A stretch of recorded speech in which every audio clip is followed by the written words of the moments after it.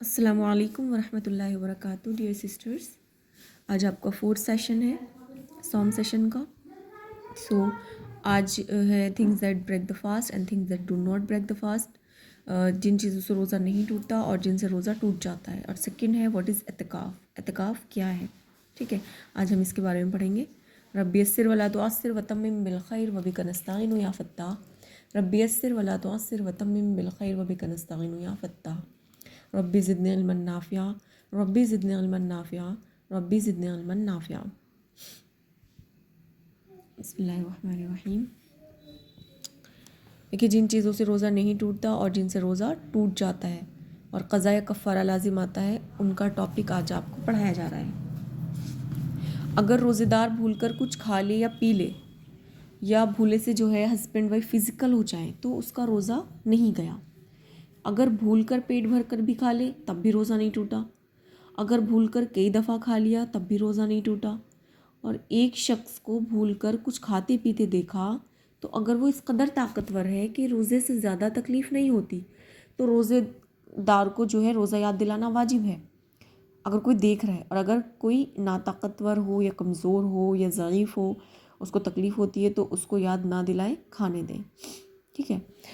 جسے سرما لگانا، تیل لگانا، خوشبو سونگھنا درست ہے، اس سے روزے میں کچھ نقصان نہیں آتا.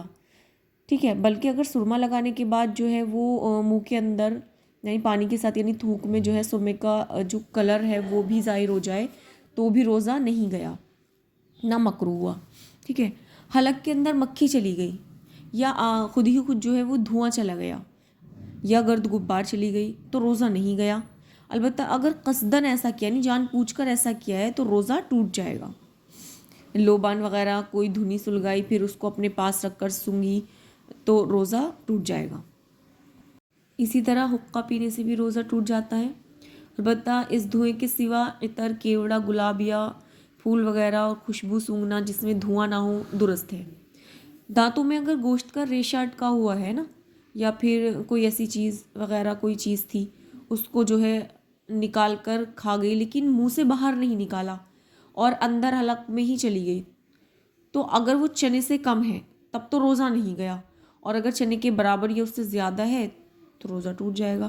اگر منہ سے باہر نکال لیا تھا پھر اس کے بعد نکل گئی تو پھر ہر حال میں روزہ ٹوٹ جائے گا، چاہے وہ چنے کے برابر ہو یا کم ہو. تھوک نکلنے سے بھی روزہ نہیں ٹوٹتا جمع کر کے، لیکن منہ کے اندر لے کر جانا یہ بہت ہی گندی عادت ہے تو اس سے احتیاط کرنا چاہیے. اگر پان کھا کر جو ہے خوب کلی غرارہ کر کے منہ صاف کر لیا لیکن تھوک کی سرخی نہیں گئی تو اس میں کچھ حرج نہیں ہے، روزہ باقی رہتا ہے. ناک کے اتنے زور سے سڑک لیا کہ حلق میں چلی گئی تو روزہ نہیں ٹوٹا. اس طرح منہ کی جو رال ہے وہ اندر نگل گئے تو روزہ نہیں جاتا. لیکن یہ ساری عادتیں جو ہیں وہ گندی ہیں، ان کو نہیں کرنا چاہیے. منہ میں پان دبا کر سو گئی اور صبح ہو جانے کے بعد آنکھ کھلی تو روزہ نہیں ہوا، قضا رکھے اور کفارہ لیکن واجب نہیں ہوگا اس پر. کلی کرتے وقت جو ہے حلق میں پانی چلا گیا اور روزہ یاد تو تھا، اور مطلب کلی کرتے وقت حلق میں پانی چلا گیا اور روزہ یاد تھا تو روزہ جاتا رہا، قضا واجب ہے، کفارہ واجب نہیں ہے. اور اگر خود سے ہی قے ہو گئی تو روزہ نہیں گیا، چاہے تھوڑی سی ہو یا منہ بھر کر ہو. البتہ اگر اپنے اختیار سے یعنی خود قے کی ہے اور منہ بھر کی قے ہوئی ہے تو روزہ ٹوٹ جائے گا. اور اگر اس سے تھوڑی ہوئی ہے تو خود کرنے سے بھی روزہ نہیں ٹوٹے گا. تھوڑی سی قے اگر آئی پھر آپ جو ہے وہ حلق میں لوٹ گئی تب بھی روزہ نہیں ٹوٹا. البتہ اگر قصدن لوٹا لیتے ہیں یعنی خود جان پوچھ کر ہم اندر کر لیتے ہیں، کنٹرول کرنے کی کوشش کرتے ہیں، اس کو اندر لے جاتے ہیں تو روزہ ٹوٹ جاتا ہے. کسی نے کنکری یا لوہے کا ٹکڑا وغیرہ کوئی ایسی چیز کھا لی جس کو نہیں کھایا کرتے اور نہ اس کو کوئی بطور دوا کے کھاتا ہے تو اس کا روزہ ٹوٹ جائے گا لیکن اس پر کفارہ واجب نہیں ہوگا.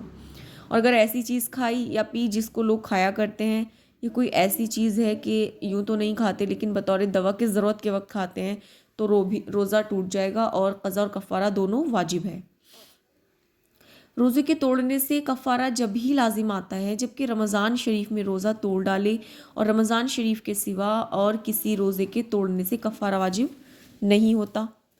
جس طرح توڑے اگرچہ وہ روزہ جو ہے وہ رمضان کی قضا ہی کیوں نہ ہو.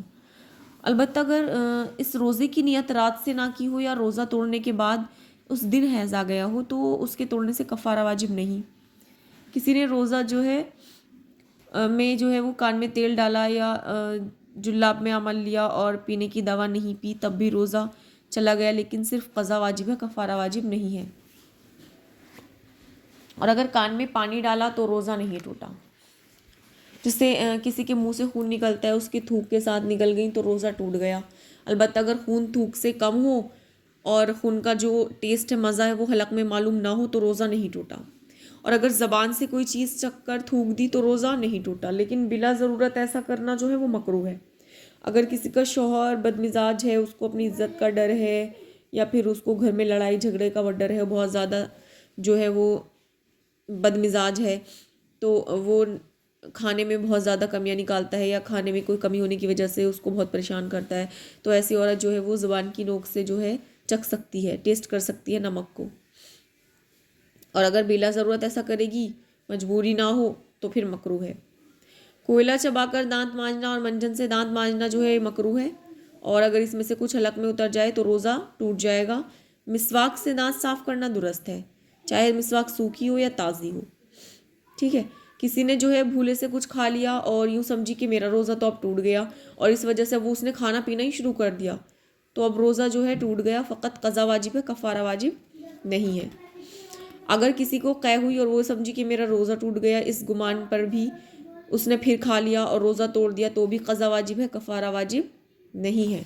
اور اگر سرما لگایا یا تیل ڈالا، پھر سمجھی کہ میرا روزہ ٹوٹ گیا اور پھر قصدن کھا لیا، تو قضا اور کفارہ دونوں واجب ہے، ٹھیک ہے۔ رمضان کے مہینے میں اگر کسی کا روزہ اتفاقاً ٹوٹ گیا تو روزہ ٹوٹنے کے بعد بھی دن میں کچھ کھانا پینا درست نہیں، جیسے پیریڈ سے پاک ہو کے آدھے دن میں ہم لوگ غسل کرتے ہیں، یا پھر کسی اور وجہ سے یہ سفر ختم ہو گیا اور گھر آ گئے، یا جو بیماری تھی وہ ختم ہو گئی اور ہم لوگ اب صحیح ہیں، تو اب شام تک جو ہے جب تک روزے کا وقت ہوتا ہے روزے دار کی حالت میں رہنا جو ہے واجب ہے۔ کسی نے رمضان میں روزے کی نیت ہی نہیں کی، اس لیے کھاتی پیتی رہی، اس پر کفارہ واجب نہیں۔ کفارہ جب ہے کہ نیت کر کے توڑ دے۔ کہ 20ویں تاریخ کے دن چھپنے سے ذرا پہلے جو ہے رمضان کی 29 یا 30 تاریخ، یعنی جس دن جو ہے عید کا چاند نظر آ جائے، اس تاریخ کے دن چھپنے تک اپنے گھر میں جہاں نماز پڑھنے کے لیے جگہ مقرر کر رکھی ہے، اس جگہ پر پابندی سے جم کر بیٹھنے کو اعتکاف کہتے ہیں، اور اس کا بہت بڑا ثواب ہے۔ اگر اعتکاف شروع کریں تو فقط جو ہے ضرورت کی وجہ سے وہاں سے اٹھے، ضرورت سے وہاں سے اٹھنا جو ہے درست ہے، اور اگر کوئی کھانا پانی دینے والا بھی موجود ہے، ہیلپ کرنے والا ہے، تو پھر وہاں سے نہ اٹھے اور وہیں سوئے۔ بہتر یہ کہ بیکار یعنی دنیاوی باتیں نہ کریں، زیادہ سے زیادہ قرآن کریم کی تلاوت کریں، نفلیں کریں، تسبیحات کی پابندی کریں، اس میں لگی رہیں۔ اگر بیچ میں اگر پیریڈس ہو رہے ہیں تو اعتکاف میں نہ بیٹھیں، اور اگر بیچ میں پیریڈس ہو جائیں تو اعتکاف جو ہے وہ ٹوٹ جائے گا، اس میں بیٹھنا درست نہیں، ٹھیک ہے۔ اور اعتکاف میں جو ہے ہسبینڈ وائف کا فزیکل ہونا بھی صحیح نہیں ہے۔ جیسے ایک حدیث ہے، حضرت ابن عباس ایک مرتبہ مسجد نبوی میں معتکف تھے، آپ صلی اللہ علیہ وسلم کے پاس ایک شخص آیا اور سلام کر کے چپ چاپ بیٹھ گیا۔ حضرت ابن عباس نے اس سے فرمایا کہ میں تمہیں غمزدہ اور پریشان دیکھ رہا ہوں، کیا بات ہے؟ اس نے کہا، اے رسول اللہ کے چچا کے بیٹے، میں بے شک پریشان ہوں کہ فلاں کا مجھ پر حق ہے۔ اور نبی کریم صلی اللہ علیہ وسلم کی قبر اطہر کی طرف اشارہ کر کے کہا کہ اس قبر والے کی عزت کی قسم، میں اس حق کے ادا کرنے پر قادر نہیں۔ حضرت ابن عباس نے فرمایا کہ اچھا، کیا میں اس سے تیری سفارش کروں؟ اس نے عرض کیا کہ جیسے آپ مناسب سمجھے۔ ابن عباس سے سن کر جوتا پہن کر مسجد سے باہر تشریف لائے۔ اس شخص نے عرض کیا کہ آپ اپنا اعتکاف بھول گئے؟ فرمایا، بھولا نہیں ہوں، بلکہ میں نے اس قبر والے نبی کریم صلی اللہ علیہ وسلم سے سنا ہے، اور ابھی زمانہ کچھ زیادہ نہیں گزرا۔ یہ لفظ کہتے ہوئے ابن عباس کی آنکھوں سے آنسو بہنے لگے کہ حضور فرما رہے تھے کہ جو شخص اپنے بھائی کے کسی کام میں چلے پھرے اور کوشش کرے، اس کے لیے 10 برس کے اعتکاف سے افضل ہے، اور جو شخص ایک دن کا اعتکاف بھی اللہ کی رضا کے واسطے کرتا ہے تو اللہ تعالیٰ اس کے اور جہنم کے درمیان 3 خندقیں عار فرما دیتے ہیں، جن کی مسافت آسمان اور زمین کے درمیان مسافت سے زیادہ چوڑی ہوتی ہے۔ اور جب ایک دن کے اعتکاف کی یہ فضیلت ہے تو 10 برس کے اعتکاف کی کچھ مقدار ہوگی۔ ماشاءاللہ، سبحان اللہ، یعنی پھر 10 دن کے اعتکاف کی کتنی بڑی فضیلت ہے۔ تو ایک دن کا اعتکاف کا ثواب یہ ہے کہ اللہ تعالیٰ اس کے اور جہنم کے درمیان 3 خندقیں حائل فرما دیتے ہیں، اور ہر خندق اتنی بڑی ہے جتنا سارا جہان اور ایک دن سے زیادہ، جس قدر زیادہ دنوں کا اعتکاف ہوگا اتنا ہی زیادہ اجر دیا جائے گا۔ ڈیئر سسٹرز، جتنے آپ نے سوم سیشن سے جتنی چیزیں سیکھی ہیں تو آپ کوشش کریں کہ دوسرے لوگوں کو بھی آپ وہ سکھائیں اور اس پر عمل کریں۔